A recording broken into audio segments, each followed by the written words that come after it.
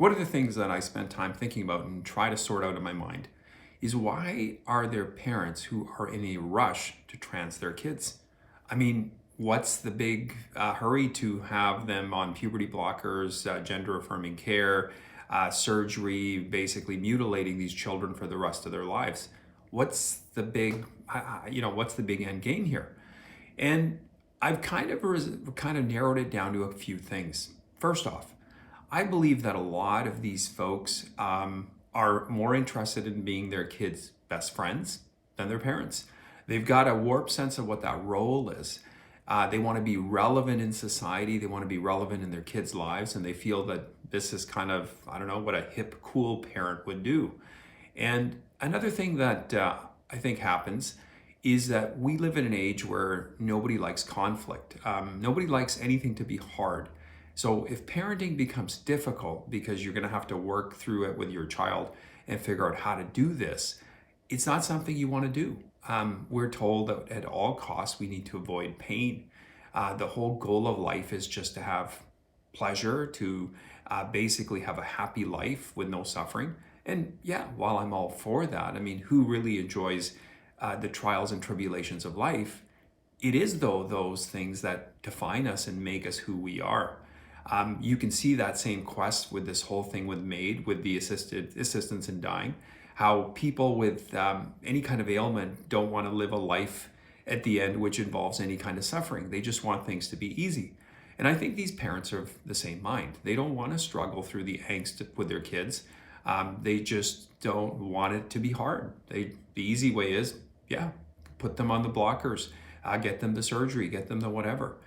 But it would be like a child who is telling a parent, well, I just want to eat ice cream and I just want to eat ice cream at bedtime every night.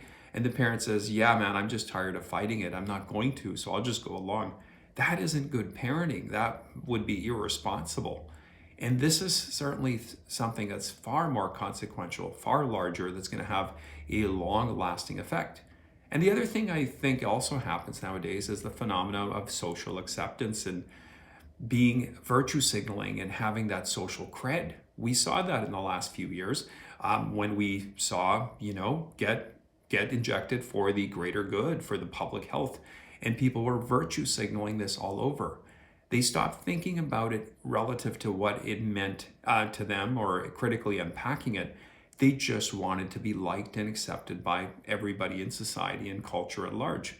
And right now, this is as much a social contagion for children to get identify as trans as it is for parents of these kids who themselves have no purpose or meaning in life. And through what's going on, through transing their kids, virtue signaling this stuff, they're finding purpose and meaning in their own life, some form of temporary joy, filling a hole, a need, a lack that is deep inside of themselves and their own soul.